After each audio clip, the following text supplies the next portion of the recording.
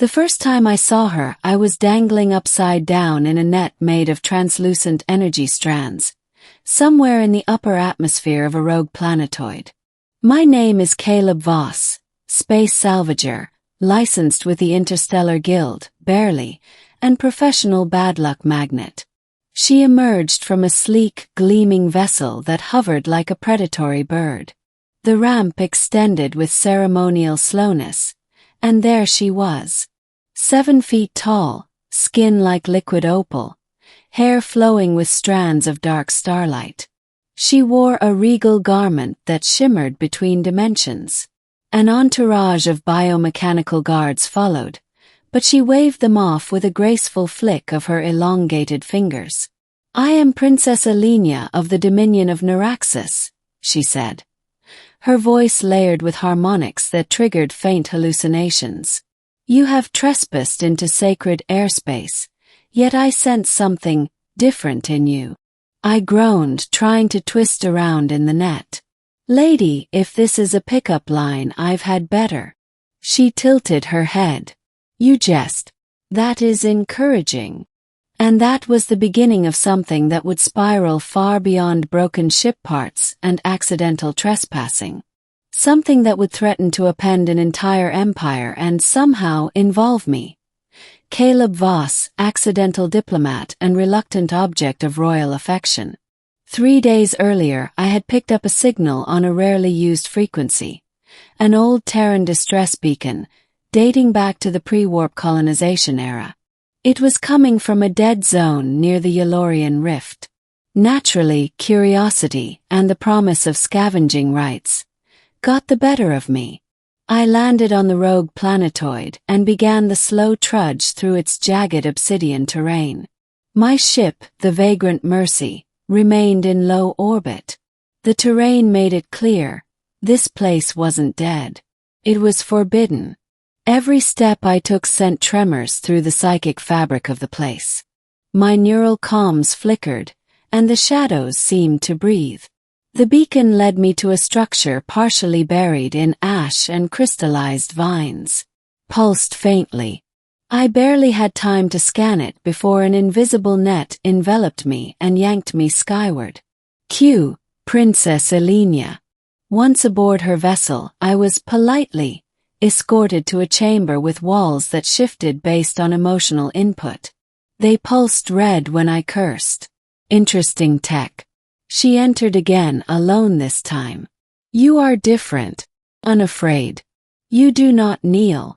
"I don't kneel for anyone who tosses me in a net," I replied, standing firm. "And if you're going to vaporize me, get on with it." "I do not intend to vaporize you," she said, approaching. "I intend to understand you." That's when she did the unthinkable. She extended her hand in what was unmistakably a human-style handshake. "My people have studied many species. Yours most of all." "You mean humans?" I asked, hesitant but reaching out. She nodded. "Especially their stories. Their myths. Their ideas of love." My hand paused an inch from hers. "This is getting weird." "It will get much weirder," she promised. Over the next several days, I was treated less like a prisoner and more like a guest, or perhaps a case study.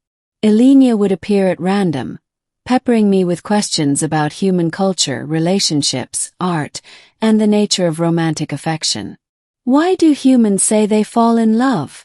she asked once, leaning over a holographic book display filled with Terran poetry. "Why not rise into it?" "Because falling is scary," I replied. "It means you're losing control. That's what makes it real." She considered this deeply. "Then it is pain that makes love true." "No," I said, sipping synthetic tea that tasted faintly of mangoes and regret. "It's the risk." Her gaze lingered on me for a long time. "Then perhaps I wish to take such a risk." Choke. "Come again." "I wish to love. And I have chosen you." I laughed. Loud. Not the smartest move in front of a woman who could reduce me to molecular dust with a blink. "Sorry," I said quickly. You don't even know me. But I do, she said earnestly. Your brainwaves, your heart rhythms, the chemical fluctuations in your blood when you speak. I've studied them all. That's not love, I said. That's analysis. Romance isn't science, it's chaos. Unpredictable. You don't get to pick someone based on metrics. She looked hurt. Not offended, hurt. Then how do humans choose? By not choosing, I said. They just feel it. And hope it's mutual. She turned away, her shimmering hair trailing behind her like a comet. Then I have misunderstood everything. And she left without another word. I wasn't sure what stung more. Her sudden departure or the realization that I might have just broken the heart of an alien princess. Part of me wanted to feel proud. Instead, I felt like the biggest ass in the galaxy. The ship changed after that. Lights dimmed. Corridors lengthened. The AI ignored me. It was 3 days later when the alarms went off. A rival faction from the Dominion had tracked Ilenia down, accusing her of consorting with an outsider and breaking genetic sanctity laws. Their warships surrounded us, demanding her surrender and my execution. I expected her to give me up. Instead, she appeared on the command deck in full ceremonial armor, her eyes glowing with ancient fury. This human is under my protection, she declared. He is not my subject. He is my chosen. I tried to interject. Honestly, I didn't feel chosen, but she silenced me with a glance. The rival commander laughed. Then you are as corrupted as he is. Prepare to be erased. Missiles launched. The ship shook. You said love is risk, Ilenia whispered to me. Then let us risk everything. She activated something on her gauntlet. The ship shifted, folding space around itself, and for a moment we existed outside time. When we emerged, we were alone, adrift in a quiet, starless pocket. What the hell did you do? I severed our position from real space, she said calmly. We are hidden, but not forever. I stared at her. You didn't have to do that. You could have let me go. Or handed me over. I could have, she said softly. But I didn't want to. Silence stretched between us like the void outside. You barely know me, I said again. Then let me, she replied. Let me learn the unpredictable parts. Chaos. Let me earn your love if I must. I swallowed. That's not how it works. Then how does it work, she asked. I walked up to her slowly. It starts with a conversation. Not a declaration. Not a decision. She blinked. A conversation. Yeah. Like this one. And for the first time she smiled. Not a regal expression, not a diplomatic mask. A real smile. Uncertain. Vulnerable. Beautiful.